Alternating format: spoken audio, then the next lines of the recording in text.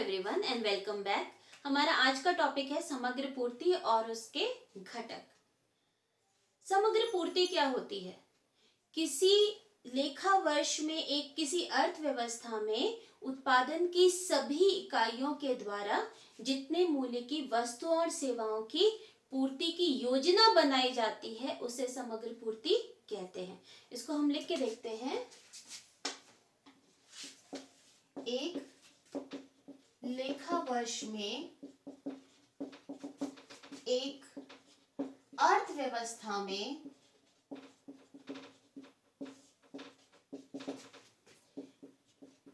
जितने मूल्य की वस्तुओं सेवा को मैं शॉर्ट में लिख देती हूँ, गुड्स एंड सर्विसेज की पूर्ति की योजना बनाई जाती है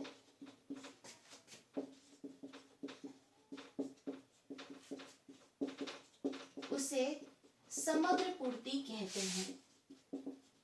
समग्र पूर्ति को इंग्लिश में एग्रीगेट सप्लाई कहते हैं, तो इसको हम शॉर्ट में एएस भी लिखते हैं। अब इस डेफिनेशन में देखिए दो तीन चीजें क्लियर हैं।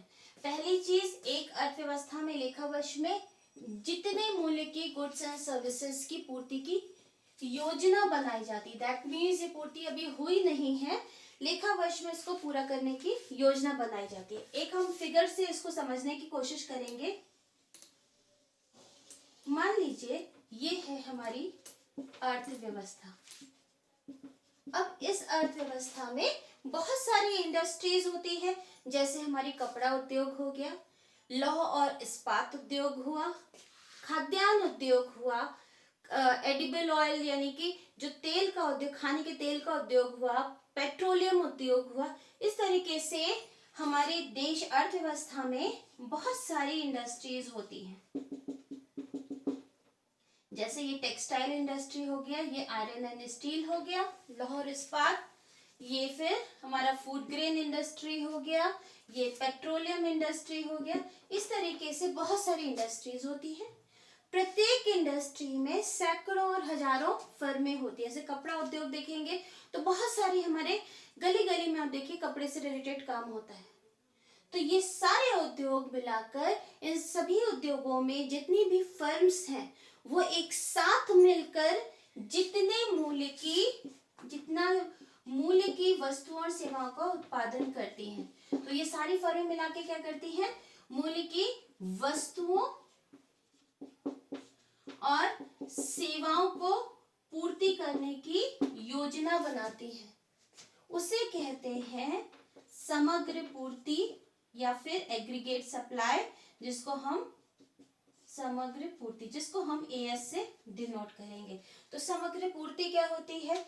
समग्र पूर्ति एक अर्थव्यवस्था में जितनी भी फर्में हैं उन सभी के द्वारा जितने मूल्य की वस्तुओं और सेवाओं की पूर्ति की योजना बनाई जाती है वो समग्र पूर्ति कहलाती है।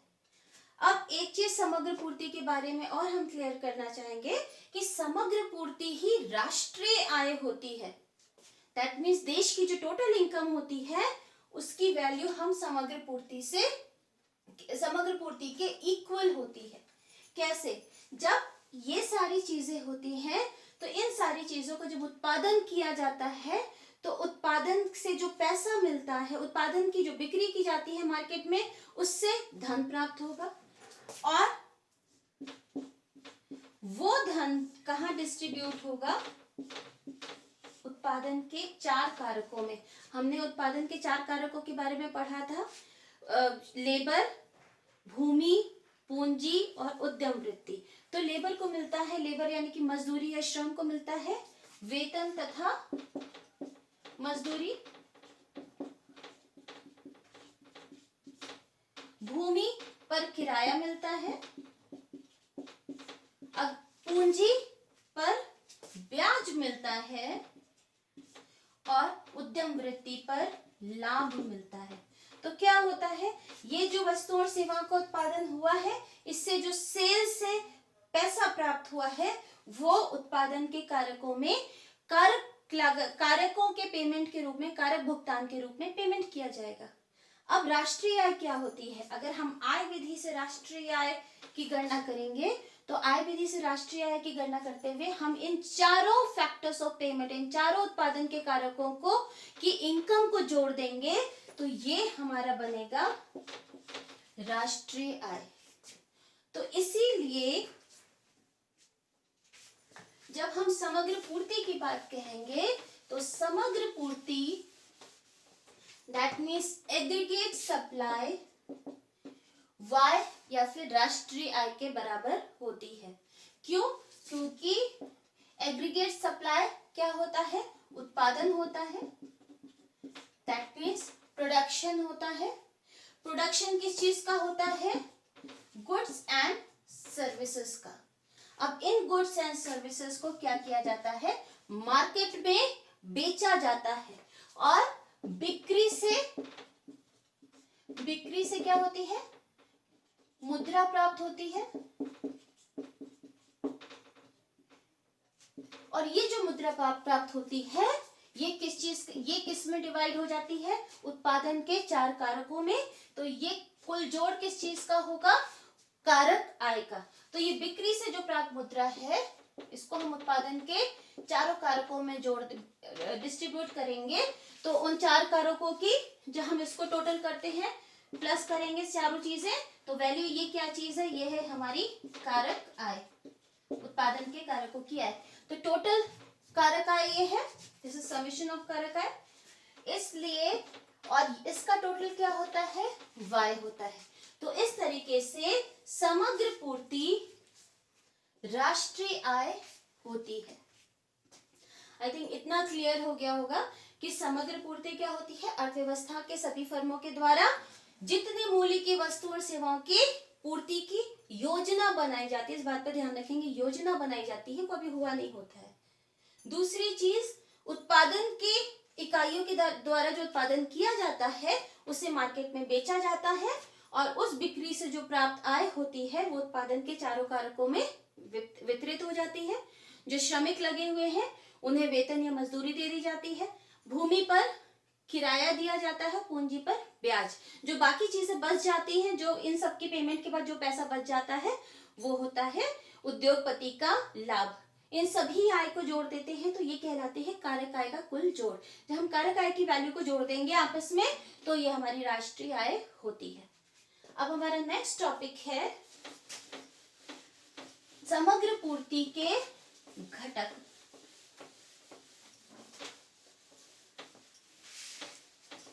अब समग्र पूर्ति को हमें पता है कि AS is equal to Y, हमें ये क्लियर है। अब हम अपनी इनकम को क्या करते हैं? उत्पादन के कारकों के पास जो इनकम जाती है वो क्या करेंगे? मान लीजिए एक लेबर है या सैलरीड एम्प्लॉय है तो वो उसकी जो इनकम होगी वो क्या करेगा? वस्तुओं और सेवाओं के उपभोग पर खर्च करेगा। मकान का किराया देगा, कार में या बाइक में पेट्रोल डलवाएगा, घर का राशन ले आएगा। ये सारे जो व्यय होते हैं क्या होते हैं? उपभोग व्यय। इन पर किया गया व्यय उपभोग पर किया गया व्यय होता है। इसलिए आय का कुछ भाग हम क्या करेंगे? उपभोग करेंगे। लेकिन पूरी की पूरी आय हम लोग उपभोग नहीं करते हैं, कुछ भाग हमारी आय का बचा लेते हैं जिससे हमारा भविष्य सुरक्षित हो सके या कभी कोई प्रॉब्लम आ जाए हमारी लाइफ में तो हम उस समय उस मुद्रा का यूज कर सके। तो उसे हम क्या करते हैं? सेविंग के रूप में रखते हैं। तो ये अब यही हमारी राष्ट्रीय आय या समग्र पूर्ति के घटक होते हैं। तो समग्र पूर्ति क्योंकि हमारी आय के बराबर होती है, आय को या तो हम उपभोग करेंगे या बचाएंगे। तो ये क्या है? उपभोग व्यय। किस चीजों पर उपभोग किया जाता है? निजी क्षेत्र के द्वारा, सबके द्वारा, जो चाहे सरकार हो चाहे निजी क्षेत्र के, सबके द्वारा हम वस्तुओं और सेवाओं के उपभोग पर व्यय किया जाता है। किन चीजों का? जिनका निर्माण हमारी अर्थव्यवस्था में हुआ है। क्योंकि हमने देखा था मूल्य और सभी फर्मों के द्वारा उत्पादित वस्तुओं और सेवाओं का मूल्य का कुल जोड़। तो सभी चीजों पर जितना उपभोग पर व्यय किया जाता है वो हमारा उपभोग व्यय होता है। इसके बाद ये होती है हमारी बचत। बचत आय का वह भाग होता है जिसे हम उपभोग नहीं करते हैं। अब हम एग्रीगेट सप्लाई या समग्र पूर्ति को एक डायग्राम या रेखाचित्र डायग्राम और एक शेड्यूल की सहायता से समझने की कोशिश करते हैं। दैट इज एक अनुसूची बनाते हैं और एक रेखा चित्र बनाते हैं। सबसे पहले अनुसूची।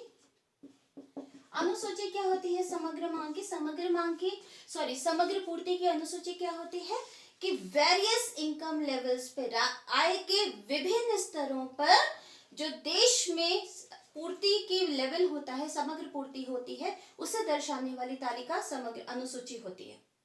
फिर से बोल रही हूं, आय के विभिन्न स्तरों पर विभिन्न एग्रीगेट सप्लाई या समग्र पूर्ति को दर्शाने वाली तालिका अनुसूची होती है एग्रीगेट सप्लाई की।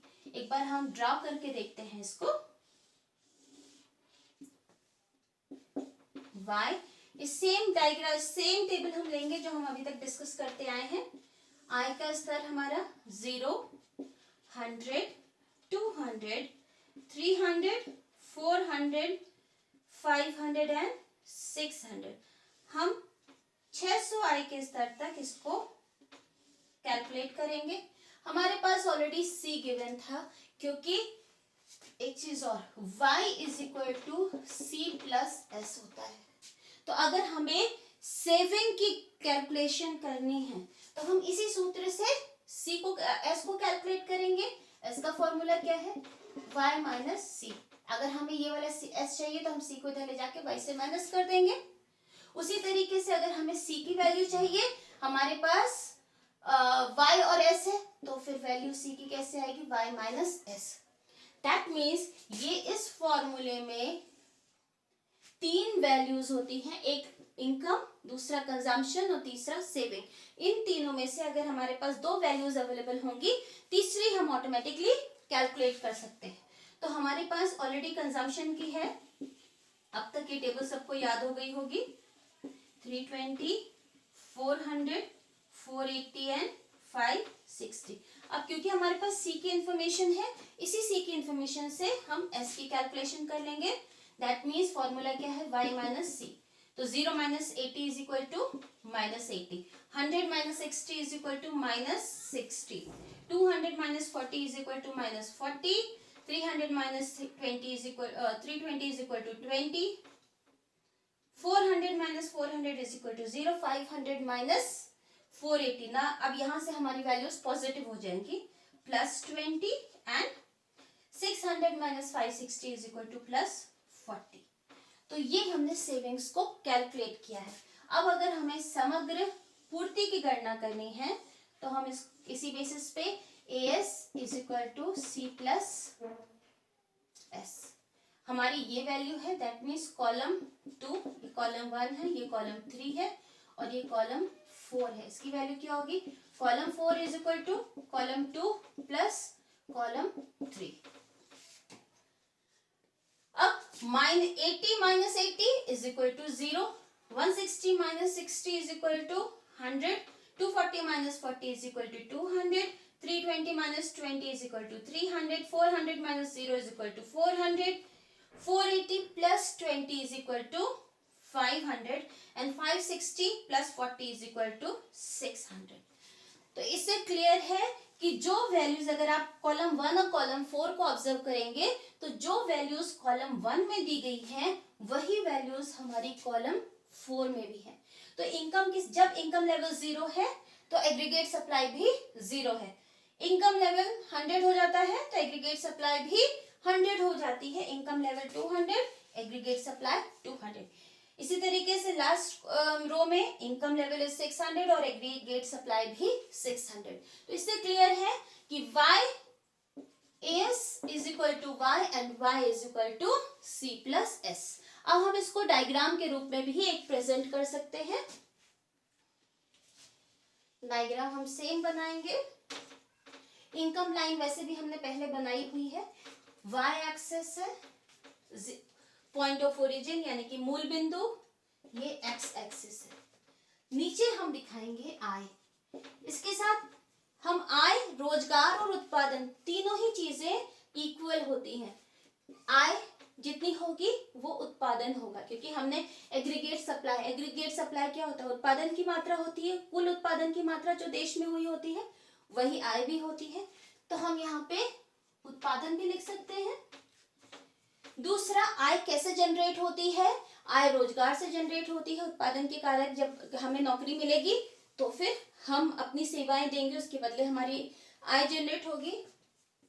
तो इसको हम रोजगार भी लिख सकते हैं। तीनों एक ही चीजें होती हैं।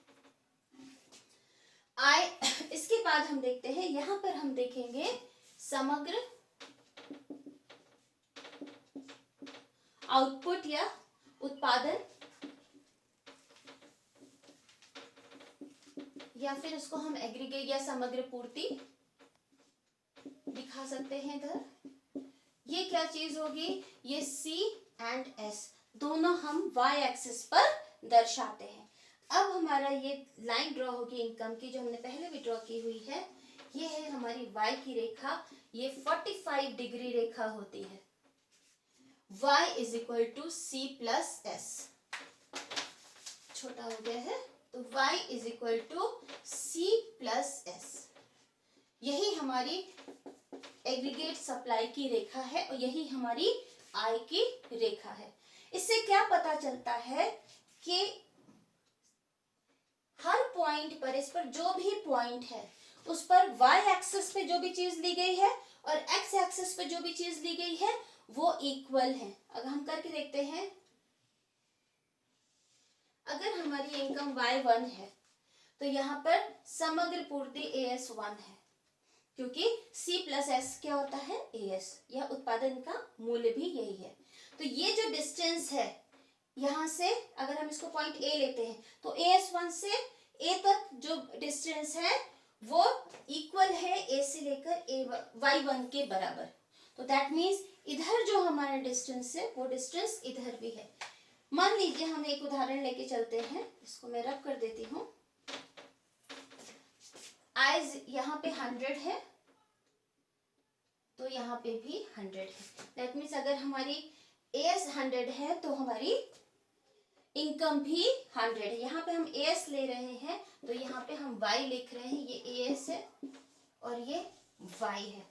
हम पहले भी Y लिखते थे, यहाँ पे आय को डिनोट करते थे। मान लीजिए हमारी आय बढ़कर AS समग्र पूर्ति बढ़कर 200 हो जाती है तो इनकम भी 200 हो जाती है। दैट इससे पता चलता है कि ये वाला डिस्टेंस इस डिस्टेंस के बराबर है। तो समग्र पूर्ति के जो वक्र है उससे ये क्लियर होता है कि इस पर जितने भी पॉइंट्स हैं, हर पॉइंट पर AS is equal to Y है। तो इसीलिए हम समग्र पूर्ति को राष्ट्रीय आय भी कहते हैं। अब समग्र पूर्ति क्या होती है? समग्र पूर्ति होती है उत्पादन।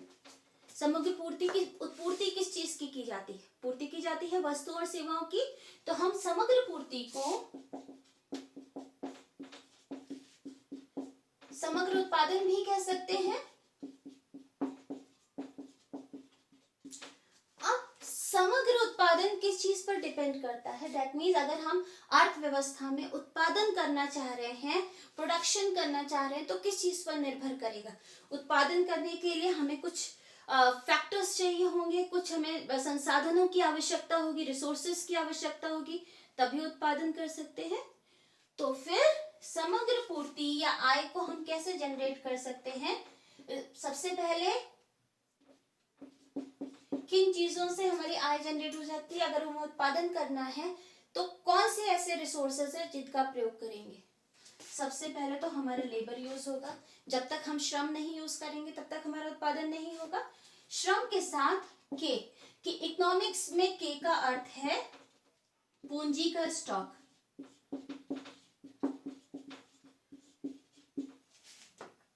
तीसरी चीज यूज होती है टेक्नोलॉजी या टी। तो अगर हम उत्पादन करेंगे तो उत्पादन करने के लिए हम इन तीन चीजों का प्रयोग करते हैं। दैट मीन्स हम श्रम का प्रयोग करेंगे, हम capital stock that is machines आदि का भी हम प्रयोग करेंगे। उसके बाद हमारी जो तकनीक है वो भी हम प्रयोग करते हैं। सारी चीजें मिलाकर हम उत्पादन को संभव बनाएंगे। दैट अगर हमें कपड़ा बनाना है तो क्या होगा? कपड़े में मशीन, पहले हमें बिल्डिंग चाहिए होगी जहाँ पे एक कपड़ा बनाया जाएगा। उस बिल्डिंग में मशीन्स रखी जाएंगी, दैट मीन्स पूंजी हो गई। मशीन किसी ना किसी टेक्नोलॉजी पर या तकनीक पर बेस्ड होगी, यहाँ पे टेक्नोलॉजी आ गई। उन मशीन्स पर काम करने वाले कुछ लेबर्स या मजदूर भी चाहिए होंगे, तो फिर ये हमारा श्रम आ गया। तो ये सारी चीजें मिलाकर उत्पादन को संभव बनाती हैं। बात जब हम, तो इसीलिए ये जो इनकम है या फिर जिसे हम समग्र पूर्ति कहेंगे, तो समग्र पूर्ति वास्तव में इन 3 चीजों पर निर्भर करती है। लेकिन क्या होता है, जो केनेजियन एग्रीगेट सप्लाई है, यानी कि जेएम कीन्स के द्वारा जो एग्रीगेट सप्लाई की अवधारणा दी गई है, उनके अनुसार ये जो समय की अवधि है वो बहुत अल्पकाल है। अल्पकाल मतलब वह काल होता है, देखिए अल्पकाल में वह काल होता है जहां पे हम संसाधनों को चेंज नहीं कर सकते। कुछ फैक्टर्स जो हमारे रिसोर्सेज फिक्स होते हैं, कुछ वेरिएबल होते हैं। लेकिन कीन्स ने जिस अल्पकाल को बताया है, उनके अनुसार इस अल्पकाल में तकनीक स्थिर होती है। बार, अगर हम ऊपर एक बार लगा देते हैं, इसका मतलब उसमें कोई परिवर्तन नहीं हो सकता। दैट मीन्स अगर हमें आजकल में, अगर कपड़ा इंडस्ट्री है, इस टेक्सटाइल इंडस्ट्री में अगर हमें 1-1.5 हफ्ते या 1 साल के अंदर कोई उत्पादन करना है, तो हम तकनीक में बहुत परिवर्तन नहीं कर सकते। और कीन्स ने जो अल्पकाल बताया है, उसमें उन्होंने माना है तकनीक में कोई परिवर्तन नहीं हो सकता। उसी तरीके से अल्पकाल में पूंजी के स्टॉक में भी परिवर्तन नहीं हो सकता है। दैट मीन्स जितना पूंजी का स्टॉक है देश में, उतना ही रहेगा, ना उसमें वृद्धि होगी ना कमी होगी, क्योंकि बहुत ज्यादा छोटा पीरियड कीन्स ने बताया है। इसीलिए पॉपुलेशन, श्रम किस पर निर्भर करता है? जनसंख्या पर। जितनी जनसंख्या होगी उतने ही श्रमिक होंगे, तो श्रम भी स्थिर माना गया है।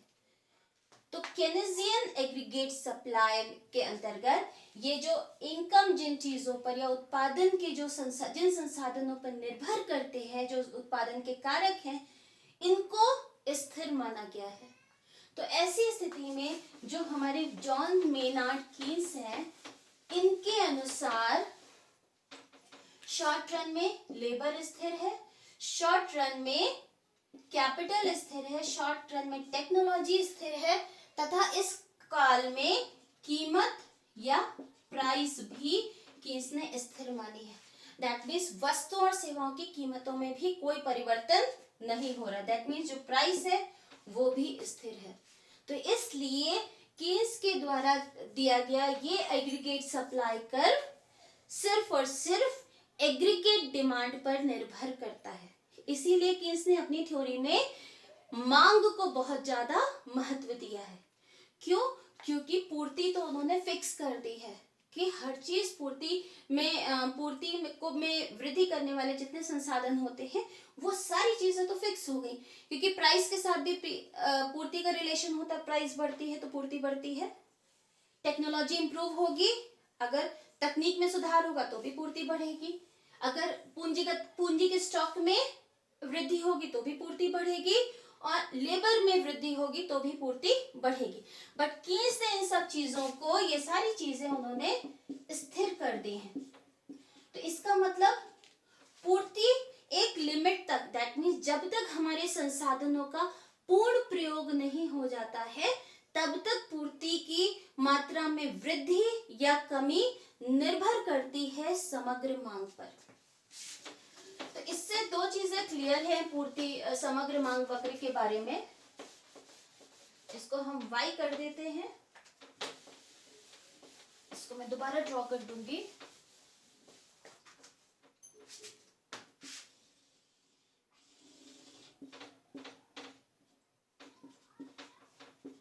ये इधर हम आउटपुट दिखा रहे हैं, इधर इनकम दिखा रहे हैं। ये हमारा AS is equal to Y is equal to C plus S है। तो इस वक्र से क्लियर है 2 चीजें पूर्ति के बारे में। पहली चीज है, पूर्ति निर्भर करेगी, AS निर्भर करेगा AD पर। तो इस वक्र पर जो विभिन्न बिंदु हैं वो दर्शा रहे हैं कि समग्र पूर्ति के विभिन्न स्तर जो दी गई कीमत पर समग्र मांग के अनुसार अपने आप को एडजस्ट करते हैं। मान लीजिए, क्योंकि हम यहाँ पर AD को भी दिखाते हैं इसी y एक्सिस पे, मान लीजिए समग्र मांग हमारी 400 है, तो इसके अनुसार पूर्ति भी हमारी 400 के बराबर ही इनकम भी हमारी 400 के बराबर ही हो जाएगी, because income is equal to aggregate supply. तो जो विभिन्न, क्योंकि हमारी कीमत में कोई परिवर्तन नहीं हो रहा, किसी संसाधन में कोई परिवर्तन नहीं हो रहा, तो पूर्ति में वृद्धि, पूर्ति इस बिंदु पे भी हो सकती है अगर समग्र मांग इसके बराबर है, पूर्ति इस बिंदु पर भी हो सकती है अगर हमारी समग्र मांग इसके बराबर है। इसका मतलब कि इस पर जो हर बिंदु है, प्रत्येक बिंदु पर पूर्ति बढ़ या घट सकती है, अपने आप को एडजस्ट करेगी किसके अनुसार, समग्र मांग के अनुसार। अगर हमारी समग्र मांग 600 की है तो पूर्ति हमारी 600 की हो जाएगी, दैट मीन्स आय हमारी 600 की होगी। तो शॉर्ट रन में पूर्ति निर्भर करती है, किस चीज पर निर्भर करती है, समग्र मांग पर। लेकिन इसकी भी एक सीमा है। वो क्या सीमा है, मान लीजिए ये एक लेवल है जिसके बाद मैं ऊपर सीधी रेखा ड्रॉ कर दे रही हूँ। इसका मतलब ये जो पॉइंट है इसको मैं पॉइंट F लिख देती हूँ। पॉइंट F का मतलब है कि यहां तक, यहां से मैं नीचे लाइन ड्रॉ कर रही हूँ, इसको YF लिख देती हूँ। इसका क्या अर्थ है,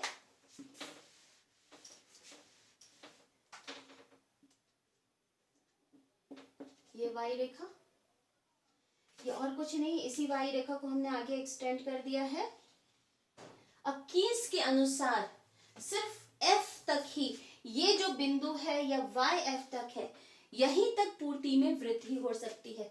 मान लीजिए यहाँ पूर्ति 100 है, अगर मांग 100 की होगी, पूर्ति 100 पॉसिबल है। ये 200 है, अगर मांग इसकी है तो फिर 200 की पूर्ति पॉसिबल है। अगर हमारी डिमांड इस लेवल के, मान लीजिए इस लेवल के बाद हमारी डिमांड आती, मान लीजिए ये वैल्यू हम ले लेते हैं, अगर हमारी समग्र मांग 800 की है तो फिर यहाँ पे इस लेवल तक, मान लीजिए ये वाला लेवल 800 का है, यहाँ तक पूर्ति संभव है। तो O से लेकर YF तक पूर्ति अपने आप को, दैट मीन्स इनकम अपने आप को, राष्ट्रीय आय अपने आप को एडजस्ट करती रहेगी, चाहे इधर चाहे इधर।